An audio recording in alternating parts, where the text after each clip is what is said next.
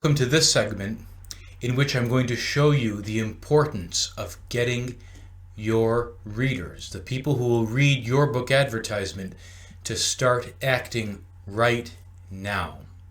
This is very important. First, please have a look at this image on your screen. This shows a baseball runner in the process of beginning to steal a base. If you're a baseball fan, you might recognize this gentleman. His name is Rickey Henderson, and he is known in the history of baseball for being an amazing and productive stealer of bases. Now, let me tell you, if you don't know much about baseball, let me tell you briefly what stealing a base means. In baseball, as you may know, when a batter makes a hit, he gets to run to the base and he's safe on there. And then, when the next batter comes up, the guy who's on the base can, if he chooses to, steal the next base. And that's when the runner, he's on the base, before the pitcher, or before the other batter hits the ball, the runner starts running and he tries to get into the next base safely. Okay, this is very risky, stealing a base. It's very risky in baseball because many times guys who try to steal a base get thrown out by the pitcher. If the pitcher sees, the pitcher is the guy who throws the ball, right? If the pitcher sees that someone's stealing a base, the pitcher can very easily throw the ball to one of the infielders, and that guy can tag the man who's trying to steal the base. He can tag him out, and then he has to go back to the dugout. So this gentleman, Rickey Henderson, leader in stealing bases in baseball. It's a risky thing to do, to steal bases. Now, you're probably wondering how this relates to your writing a book advertisement. Well, it's because, let me think, let me gather my thoughts. Okay, yes, it's because your readers, just like most baseball players, want to choose the safe option. And the safe option is to do nothing. Okay, the safe option is to sit there for the baseball player to stand on the base and wait his turn to move to the next base. And that's how your readers are going to be when they read your advertisement. They're going to look at your advertisement, and it might be very good. You might have written a beautiful advertisement, but if you don't try to get them to act, and warn them of what will happen if they don't act, and click on the Buy Now button on the right-hand side of their screen. If you don't warn them what will happen, they will do nothing. They will stay safe, okay, and not buy your book. Just like most baseball players, they choose to just stay on the base that they're on and not take a risk and steal. Let me show you this. This is a little philosophy for you. Look at the graphic while I read it to you. It says human mental inertia, the most powerful force in the universe. Okay, inertia, that's the state of not moving, the state of just being there. And again, it's the most powerful force in the universe. It's even more powerful than gravity. Believe you me. Human beings tend to prefer to not change, to not do a risky or daring thing, because it's much easier to just let life happen and to just kind of sit there and not make the purchase. Buying things online is a risk.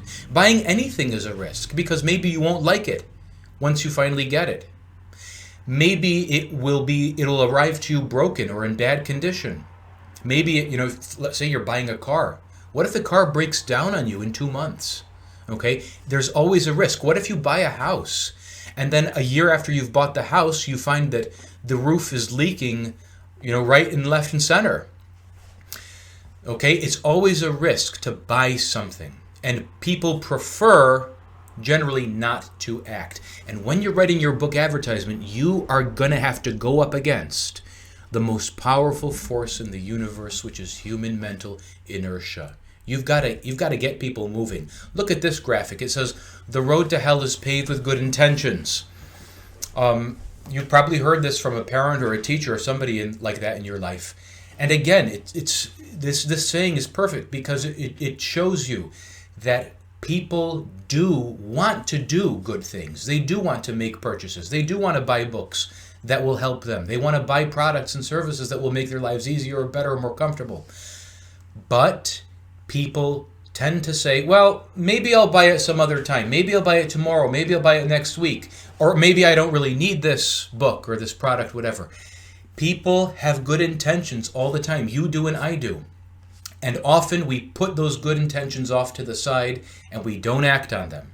Okay, whether it's getting the lawn mown, today, so many people, they put it off, or getting that roof on their house repaired so it doesn't leak all over the place. People put things off. People put off getting a new or better job. They do this all the time. They stay in their old situation. People put off finally, going to the dentist and getting that dental work done that they know they've needed to be done because they say, oh, well, I've got something this week, I've got something next week. It's too much time, it's too busy, I'm kind of afraid of the pain. People put stuff off. They have good intentions. And your job in your book advertisement is to not let your readers have an excuse for putting off the purchase of your book you're trying to sell them. Look at this graphic too. It's just summarizing what I've said to you. Most runners in baseball lack the daring to steal bases. They don't lack the speed. They don't lack the talent. I mean, baseball players, they can run fast. They practice running fast every day. But most of them lack the Rickey Henderson mentality, this guy you see in front of you. I want you to have, when you're writing your book advertisement, I want you to have the Rickey Henderson mentality of going for broke. Go do it. Go in there and get people to buy your stuff and make them. You need to make your readers of your advertisement for your book have a Rickey Henderson mentality too. The mentality of, come on, we got to get cracking. We got to go for broke. Take a look at this guy. He's another daring athlete in action, just like Rickey Henderson. He's a soccer player. Look how he's flying through space. Okay? He's got his two arms extended. He's got one leg in front, the other leg is swung behind him. He's ready to kick the pants off that soccer ball and score a goal, okay?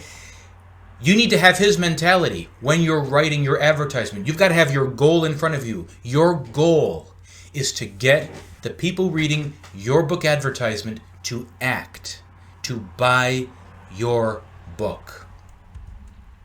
And let me show you now some very practical ways in which you can start warning people of what will happen to them if they're inactive. Okay, what will happen to them if they stay inert and not moving? Okay? You can say something like this: if you don't act now, ... Okay? You're warning people of what will happen if they don't act now. Or this: lots of people have already bought this. Okay? You see the strategy in here. You're telling your reader that, hey, lots of other people have already done this. Aren't you going to do it too? Okay, this is a good way to start lighting a fire under people. Tell them that other people have already done it. Here's another good one. You've seen this in advertising before. Space is limited, okay, or the stock is limited. This starts to get people feeling a sense of urgency that, oh boy, we better start moving. Here's another good one that you could use. This special offer may never be repeated, okay? It's a special offer, and this could be the last time, so you better start hurrying. You better make like Rickey Henderson and take action. Look at this. What have you got to lose? This is another good way of getting people to start acting. What have you got to lose? Don't meditate about it. Don't contemplate buying this book. What have you got to lose? Just click on that little buy now button over on the right hand side of your screen, because nothing bad's going to happen to you. I mean, in the worst case scenario, you can send the book back. What have you got to lose? Come on, make that purchase. Again, only 29 or whatever left in stock. This is a great way. When you say that there's rarity, there's scarcity. There's a scarcity of these books. Okay, you got to start moving. Check this one out as well. I think this is pretty powerful. Let me read it to you. 900 teenagers in Elmira, New York have already bought one, and now's your chance to buy one too, but at half the price the others paid. Okay? Ooh, look at that. This is making people say to themselves, hey, a lot of other people just like me, I'm a teenager, they're teenagers, in my town, Elmira, New York, they've already bought one. So what's with me? Why am I not acting? If all those other 900 teenagers in Elmira have done this, why am I not doing anything? And now here's your chance to buy one too, but at half the price. Look at that, at half the price. That makes people start to want to act, because they're going to say, not only am I going to get this product that everybody else that I know has, but I'm going to pay half price, so I better start moving. Look at this one. Let me read it to you. Your older brother just bought a used Mercedes-Benz. Well, here's your chance to own a brand new Rolls-Royce at a 25% discount. But you have to act by June 30th, or else we cannot make you this special offer. Now look at that. Right here, I'm using the person's older brother, as an example. Your older brother bought this, a used Mercedes-Benz, la-di-da, and now he thinks he's so wonderful because he's driving around in a used Mercedes-Benz. Well, guess what? You can own a brand new Rolls-Royce. Don't you want to do that? Don't you want to outdo your older brother? Because he spent his entire life trying to outdo you. You've been living in his shadow, right? So this makes people start to get thirsty for action, because now they have a chance to show the rest of the world that they're just as good as everybody else. But now look at this. Look at the next point. At a 25% discount. Hey, it's a 25% discount. You know, I know, Rolls Royces are expensive cars. Unbelievably expensive. But you can get a 25% discount, but you have to act by June 30th. Well, time's a ticking, or else we cannot make you this special offer. So, ready? Get moving. Go for broke. Buy the car right now. Okay? I think you see what I'm saying. Let's move on. Have a look at this. Let me read it to you. The parking spot you are occupying is reserved for me. I have photographed your license plate, but have not called for the tow truck. This time. Next time I will Vaseline your door handles and wiper blades and then call the tow truck. Sounds fair, right? Enjoy your close call tonight. And then a smiley face. I did not write this, by the way. What a snotty thing to write to put on someone's windshield. I think you'll agree. I mean, we're polite people. We don't resort to these tactics. I'm putting this here for you because I want to say something important. When you're warning people of the consequences of their inaction, you have to be very, very super careful that you don't scare them, that you don't threaten them. Okay? You see, this note, I'm sure this was effective for the person who received it. I'm sure the person learned his lesson and he's never going to park in that parking spot again. Okay? But you can't do things like this when you're advertising books or products or services. You cannot take this approach, because you will scare people away and then they won't buy from you because they won't like you, because you frighten them. So remember this, please. Let me read it to you. Do not try to frighten people when you're writing your book advertisement. You might be tempted to. You might think that it'll work, but it doesn't work in this. Let me read this also to you. If you frighten people, they'll dislike you, and they won't want to buy from you. And in the end, you'll be the one who loses, not them. They'll take their money somewhere else. Now, here's another thing from some fictitious Manhattan lawyers. You can have a look at that. Again, I ask you to please remember something very important. Okay? Please remember. Do not try to intimidate people. Do not try to frighten people. Leave that for litigation lawyers. Leave that for the IRS. Leave that for people who write nasty notes to others and leave them on their windshields. But don't you do it in your advertising, because it will be very, very bad for you. Next thing, certainly do not try to coerce or blackmail people in your advertisement. Oh my goodness. Oh, don't even think of that. Look at this next one. Keep your warnings friendly. When you warn people of the consequences of their inaction, okay, keep your warning as friendly as you can possibly make it. Okay, not offensive, not intimidating, not threatening. and not frightening. And look at this last point, please. Your warnings shouldn't feel like warnings. They should be so gentle, your readers don't even realize they're being warned. Okay, how's that? Think about that. Chew on that, please. Okay, when you warn your readers of the consequences of inaction, what will be the consequences if they don't buy your book that you're writing your advertisement for today? It shouldn't even feel like a warning. It should be so sweet, so polite, so diplomatic, so tactful that people don't even realize that you're actually telling them, you're actually rattling their cage and saying, buy this book right now. Okay?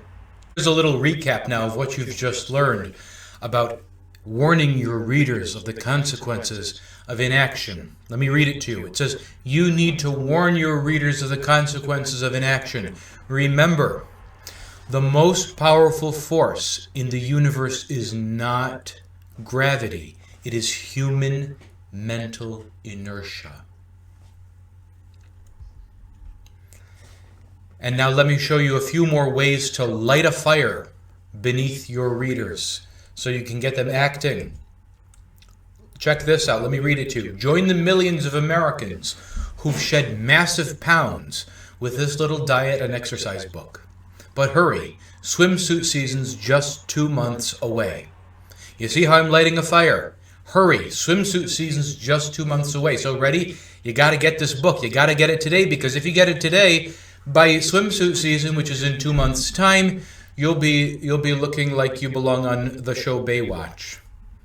Another way to light a fire. Look at this. Let me read it to you. Many young people lose their religious faith when they go off to college. You can stop this worrying trend when you give this special Bible for college students as a graduation present to your high school senior. Order now in time for late June graduations. Okay, you see that? Let me say something. Bibles, by the way, I forgot to mention this. Bibles and religious books, they're big sellers. Go into your local Barnes & Noble. You'll see that this is the case. The Bible section, it's huge. They have so many different versions of the Bible that I don't even know I can't keep up with it. Okay? So this is a special Bible for college students. People love buying Bibles. Big, big seller. And note, I'm lighting a fire. I'm saying, guess what? Your son or daughter or your grandson or your granddaughter is in danger of losing his or her religious faith when when he or she goes to college next year. So, if you order right now, the Bible for college students will arrive in time as a late June graduation present. So what are you waiting for? Because you do not want your loved one to lose his or her faith. Okay, lighting a fire under people. Here's another way. Let me read this. Order Teach Yourself to Play Piano today. And by Christmas, you'll be able to amaze your relatives and friends with their favorite carols. Okay? Look at that. If you get this book right now, by Christmas time, you are going to have admiring people who will be deeply impressed by your talent gathered round the piano in your living room saying, oh my God, I never knew that Sally could play the piano. What a talented person. You can teach an old dog new tricks, right? That's what people are going to say. Light that fire. Here's another way. Let me read it. America's super rich are already buying from this list of blue chip stocks. Get in on the game today before the super rich buy up everything. Just order How the Super Rich Got That Way today. Okay? Again, I'm lighting that fire. If I'm selling a book, if I'm advertising a book for, how to invest and how to become a very wealthy person, tell people that the super rich are already in on the secret. They're already acting on the secret. So you need to get in on the game too, right now. Okay? Here's another way. Let me read it. There's no time like now to visit Italy. Airfares have never been lower. Purchase The Thinking Person's Guide to Tuscany today so you can book your flight tomorrow. You see that what I'm doing here? I'm saying that right now, the airfares have never been lower. But of course, that could change. They could go way up high again. So if you order this book today, this tour guide of Tuscany, which is a province in Italy, you'll book your flight tomorrow. And you can take advantage of those deep, low airfares. Okay, so get moving while the airfares are still low. right? Here's another way. Let me read it. Stressed, overworked, suffering from teacher burnout? Order, revive your joy in teaching today. And by next week, you'll have fallen in love with your profession all over again. Okay? This is a self-help book and a career book, for, as you can see, school teachers. So the idea is, guys, buy the book right now. Stop being inert. Stop being inactive. Buy the book, and by next week, all of your stress and your feeling of being burdened, it will dissipate. Okay? That wraps up this segment of why you need to warn your readers, the readers of your book advertisement, of the consequences of inaction. In the next segment, I'm going to show you how you can restate your proposition. You can summarize your proposition several times to get people buying your book.